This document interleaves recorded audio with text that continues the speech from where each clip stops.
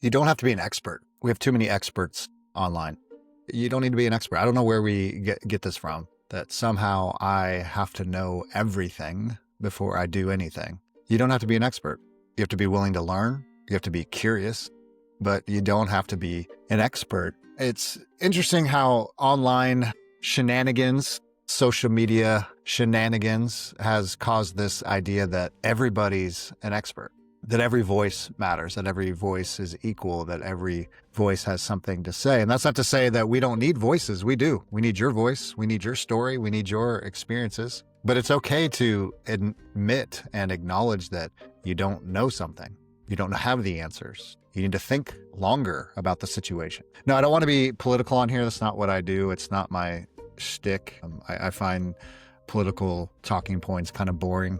I find most of what we see online and what we see out in the media is just people talking over each other. People don't really want solutions. They just want to argue. But in light of the recent, whenever you're watching this video, the assassination of Charlie Kirk, it's just become clear to me that everybody has an opinion about that. Everybody's an expert. And what's interesting to me is that I barely even knew who the guy was, only heard of him in passing. And yet everybody had an opinion of who he was and what his work was and whether he was good or bad or evil or right wing or conservative or not conservative enough or whatever it may be. And it was like everybody had an opinion. I mean, 2 minutes after his death, it was the normal stuff online.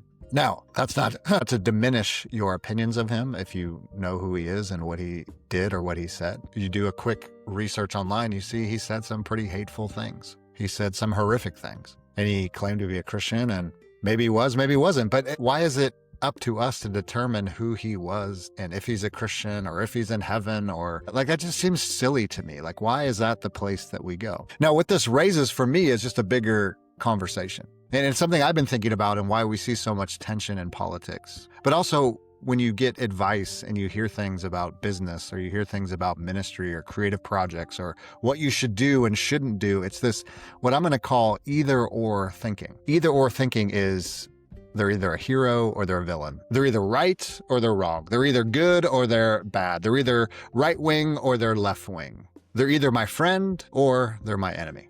And that's the only options we have. So in the case of Charlie Kirk, this is a great example, is instead of either or, what about both and? What about the fact, yeah, he lost his life and his wife is now a widow and his 2 kids don't have a father. But also, he did say some pretty hurtful things. His body of work, if you look at all of it, there's some pretty nasty, hateful, horrific things that he said. So the both and is he's a husband, he's a father, he's an image bearer of God. He did say some good things. He maybe had moments, maybe in the quiet moments. We don't know. I mean, we're not with him all the time. We don't know what he said in private. But he also said some hurtful things. See, there's a both and. You don't have to choose either or. This is what we're doing. And I see this so much in people that are trying to build something new with their lives. People I coach, people I try to help. It's always the black and white. It's either this or it's this. I have to go down this path or go down that path. Why? What if you thought about the both and? What if you said, well, I can go down this path, but I could also explore a little bit over here. You know, I started this project and I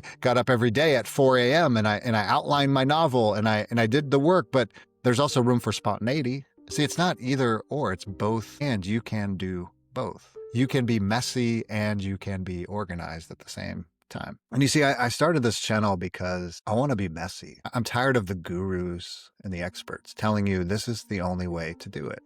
You know, you got to open your video and you get the first 3 seconds, people got to click. And if they don't click and they aren't grabbed and you don't have a hook and then you don't have this or you don't have that, but is that what making things is all about? Yeah, granted, maybe people won't watch what I'm making. Maybe they'll pass by. Maybe they'll say that's not interesting. But here's the thing. You have to do what you want to do. You have to be true to yourself and what you're making and what you're doing.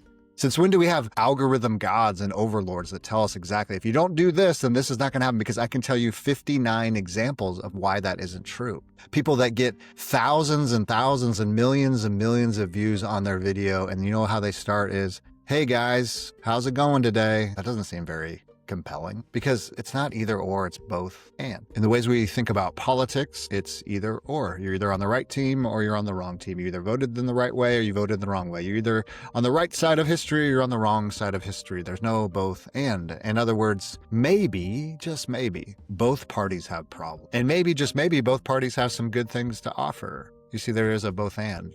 But we don't like both and because it requires us to think. It requires us to reflect. It requires us to consider the other side. It requires us to be curious. It requires us to ask more questions. But that's a lot of work, and I don't want to do that kind of work. And here's why I say this, because I did some research and some interesting things around psychology and the sciences is either or thinking is actually unhealthy for us. It makes us anxious because what happens is if everything's black and white and something doesn't fit in my category, then I become anxious and I have to control the situation, or I just choose the safe path. I do what's easy. But see, both and thinkings actually makes us more human. It makes us more creative. It makes us more curious. You begin to ask more questions. You begin to be more open-minded to different solutions to the problems that we have or the conversations that we're having. You see how that works? Either or locks us into this is how the world is, and it's not complex and mysterious. It's just a closed system. And there's no mystery, there's no awe, there's no wonder. It's only this or this. And that's what we see on social media. And that's why it's such a waste of time. It's all either or thinking. You either think this, believe this, post this on the right side of history, or you're not. But you see, it all comes back to being experts and being coachable and being humble. Like whatever you're building, like I started this channel because I have this passion to help other people kind of live into their next chapter, that there's stuff that's stirring in you, brewing in you, and you're like, I don't know where to go. I don't know what to do. I don't know where I should step into or what this is. And I see this so much because we've bought into a system of either or thinking. You go to college, you get the job, you retire, and you die. Maybe you have a family in between. That's the only options we have. It's either or. It's either you go to college and you live a great life, or you don't and you live a horrible life, right? That's the narratives that we built. You're not allowed to be creative. You're not allowed to build something on the side. So you're locked into this is the only way I can live my life. It's that either or thinking rather than both and. To say, hey, maybe I can work a 9 to 5, but I also can write novels on the side. Why not? Who's telling me I can't? And so we fall into that trap. And that's why I started this, is because there's so many people who are in that space. They have something they know they are called to do, built to do, wired to do, have joy around. And yet what do? They've fallen to the trap of the story of it's got to be either or. I'm either this or I'm this. That's it. My identity is either this or this. I love what Chase Reeves says is that our identities are really hyphens. We all have hyphens. You're not just one thing. But what happens is we're treating humans this way too. You're this because you voted this way. That's all you are. Or you grew up in this family. Or you did this thing, good or bad. And now you're this. That's your identity. That's who you are, right? And this is why we can't talk with each other. This is why we can't converse with each other, because it's like, well, if you're on this side of the aisle, then I can't talk to you. Or I know everything about you. Like, do you know there's Christians that are Republicans and Democrats and independents and libertarian and people that don't vote? Like, we've made this thing of, well, if you're a Christian, you vote for a certain party. And I know there's a majority that do vote Republican. I get that. But there are lots of people that aren't. Or there's lots of people that just do it because that's what their parents did. And that's just what everybody does. But we don't think about it because it's either or. It's either I'm on the right team or on the wrong team, but nobody takes the time to actually reflect and go, well, you know what? Actually, both parties are flawed. And both parties do have problems. And no party is going to solve all the problems in the world. That's why we need multiple parties. That's why we need each other. That's why we need experts. That's why we need other means. That's why we need a spiritual revolution. That's what I'm all about. Because all the people in these parties and in these systems and in these institutions are individuals that have a story. Broken, flawed humans. So if you have a bunch of broken, flawed humans, guess what? We're going to have a bunch of broken and flawed systems. That's why it's all an inner game. But nobody wants to do the inner game. Nobody wants to ask the questions. So I don't know about you, but maybe you've gotten caught up in the either or trap. I either do this or I do that. That's the only options I have. And maybe even the either or trap has created an anxiety in you. It's created a tension in you because you didn't realize there is actually a both and, that I can do this and this, that I don't have to be an expert. I can get curious. I can learn. I can ask questions of other people. I can be mentored. I can be coached. I can move the ball along. Like I can start messy and figure it out as I go. Because I think what's happened is we feel like we have to have all the answers before we begin anything. When something happens in culture, like an assassination or a murder or a school shooting, we feel like we have this pressure that we have to answer now. We have to know what we think and believe about it. Now, when children are being murdered, on this example, I know this is an extreme example, we should think that's wrong. Well, hopefully that's in us, right? Yeah, that is wrong. That's always wrong. Children shouldn't be killed at school. I don't know many people that would think otherwise. But do we have to know all the ins and outs of gun laws? Do we have to know the ins and outs of who voted for what and what thing was going on in this state and who did the murdering? Was it right wing or left wing? Right. All that stuff around it. In other words, of just pausing and breathing and going, Lord, have mercy on us. This shouldn't be the way it is. Families just got ruined by a senseless act of violence. Like that's an opinion. That's always good. And what it does is the either or is when these things happen, however extreme they are. Or it could just be a silly thing like you're trying to build a business online and you're watching all these things and they're saying, this is the only way to market. This is the only way to get your stuff out there. This is the only way that you can make money. I mean, all of that, it makes you anxious. It makes you tense. It makes you just want to give up because you're not doing it like the gurus told you to do it.